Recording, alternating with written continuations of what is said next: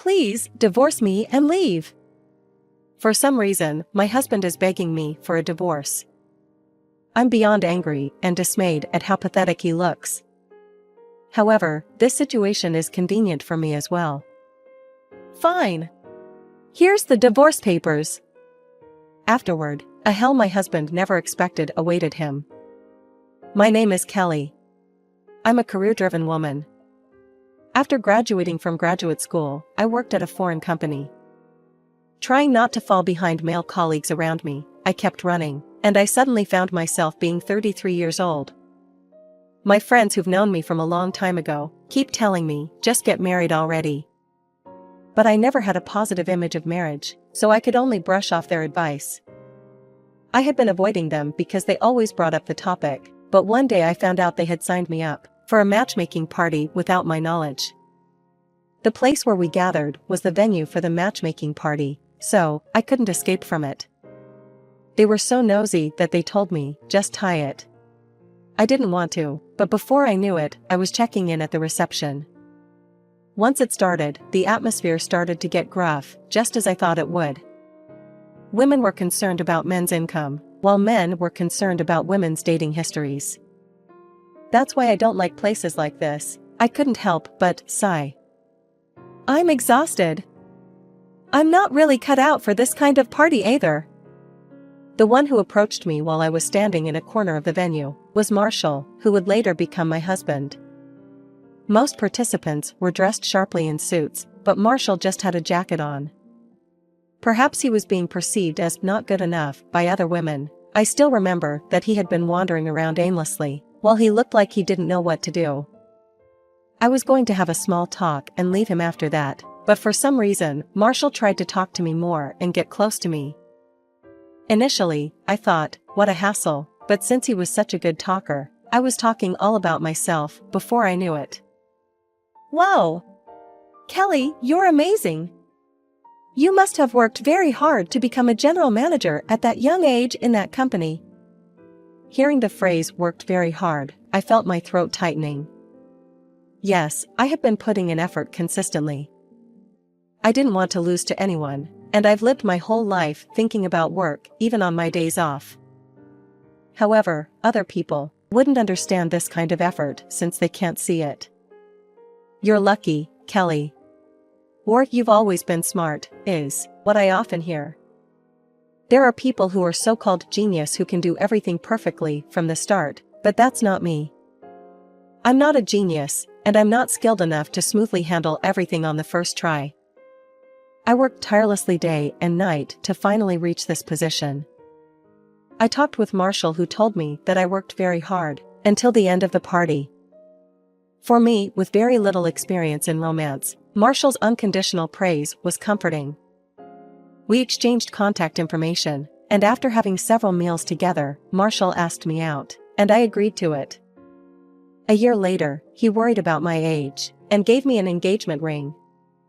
I'm 5 years younger than you, Kelly, but I'll do my best to support you.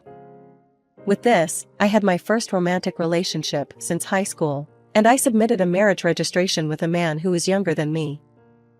We had lived separately until then, but after we got married, we moved into a condo that his parents prepared for us, together.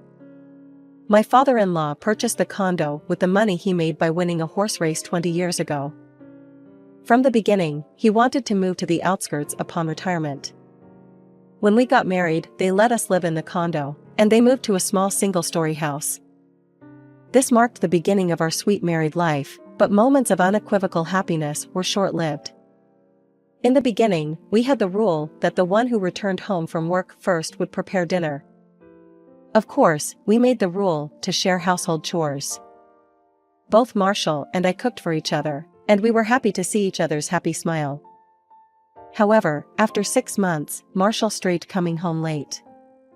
He explained that he came home late because it was the busy season at work, but I couldn't believe that a busy season could last for half a year. Eventually, even on weekends, he'd say, I have a business trip, so I won't be here on the weekend. And he'd leave. And he never ate the food I made anymore. Could there really be that many consecutive weeks of overnight business trips? Even if that were the case, isn't his salary too low, then? Even I, who have little experience in love, began to realize that this behavior of his was not normal no matter how I thought about it. "Hey, Marshall, is there someone else you like besides me?" I'm not good at beating around the bush, so I confronted Marshall with what I was thinking. Naturally, he wore a displeased expression, and replied, "Of course not." However, his visibly unsettled demeanor was anything but ordinary. From that day on, conversations between us as a couple practically disappeared, and a business talk-like conversation remained as our only communication. At the same time, I started investigating Marshall's behavior on my own. After about 3 months, I gathered evidence of Marshall's affair. He told me that he was working overtime, but he was having an affair in reality, as I had suspected. He would visit his affair partner's apartment almost every day, have meals there, and then return home. This explains why he never ate the food I cooked. After I found this out, I realized that I couldn't stay married to Marshall. Even though it had been just a little over a year, I made up my mind to ask Marshall for a divorce. Just as I was about to confront him with the evidence when the time was right, suddenly I got the news that my father-in-law had passed away. He collapsed on his way home after enjoying fishing, which was his hobby, and passed away. The sudden news of his passing left both me and Marshall speechless. Though I still had the feeling that I want to divorce Marshall right away, I thought if we were to divorce now, I wouldn't be able to attend my father-in-law's funeral, who has taken care of me, so I decided not to ask for a divorce yet, and I attended my father-in-law's funeral with Marshall. The sight of my weeping mother-in-law is still etched in my mind, and I can't forget it. If it was shocking to us, it was the same for my mother-in-law. No, it's more than that. After the funeral, I left Marshall, who wanted to stay with my mother-in-law for a week, and I returned to the condo by myself and continued my life as before. My in-laws were good people, and the fact that Marshall cheated on me will be hard for my mother-in-law, who's just lost her husband, but I'll have to tell her at some point. I started sorting out my belongings little by little, so that I could leave right away when Marshall returned home. After a week, Marshall returned home. I thought he'd probably look downcast, but his complexion was much better than before. I wondered if something good happened or if he was happy because my mother-in-law had gotten better. We had dinner together for the first time in months, and he was smiling the whole time. Just as I was about to give evidence, Marshall said, "I need to talk to you," and looked at me with a serious expression different from before. "What is it?" I asked, and Marshall began to beg suddenly. "Please! Divorce me and leave!" It was so sudden that it took me by surprise. "Why?" I asked, and he lifted his face. His mouth curved into a wicked smile. "It's because I've inherited this condo. I don't need you anymore." I was surprised to hear the word I never thought I would hear, and the words, "What?" came out of my mouth. Without caring about that, Marshall continued talking. "The reason why I married you in the first place was your money. I thought you'd disagree with it if I suggested that we keep our finances separate, but you readily agreed to that." Indeed, he did suggest keeping our finances separate. But I hadn't thought there was any ulterior motive. He also complained about things like the food you make is bad, and our physical compatibility is bad. "I thought I'll just endure it, and I can also find satisfaction with someone else, and I would make you earn money." He was speaking while nodding, seemingly satisfied for some reason. While it might make sense from Marshall's perspective, from my standpoint, it was completely off track. "But now that my father passed away, I've inherited this condo sooner than expected, so I don't need you anymore." I see, so that's how it is. I actually wanted to bring up the divorce first, but well, the outcome is the same. I swiftly presented the already filled divorce papers. "Sure, here are the divorce papers. I've already filled out my part, so you can fill your part now. I'll submit it on my end." Though Marshall was surprised initially, he signed them with a joyful look because I agreed to the divorce easily. "All right, then I'm leaving now.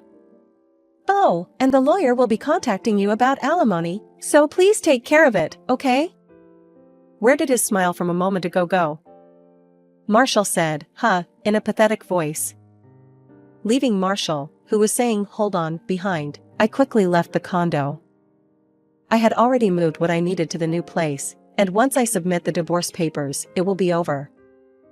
I've already consulted a lawyer, and though I feel sorry for my mother-in-law, my married life ends here. With the investigation report obtained from the private detective, I demanded alimony, and received the full amount in a lump sum. Since I hadn't been in direct contact, I heard everything from the lawyer, but, upon hearing the alimony amount, Marshall apparently said, in the worst-case scenario, I can just sell that condo. Unfortunately, that apartment no longer holds any financial value. It's been over 20 years since it was built, and soon a larger and more luxurious condo will be built nearby. The view from the condo will be blocked by the new condo, and also there will be significantly less daylight hours than before, even with legal considerations. Due to its age, various repairs are necessary, making the maintenance costs considerable. Even if it's called a high-rise condo, who would want to buy such a place? Sure enough, it seems Marshall is struggling financially. What he inherited from his father isn't just that condo, but also the house where his mother lives.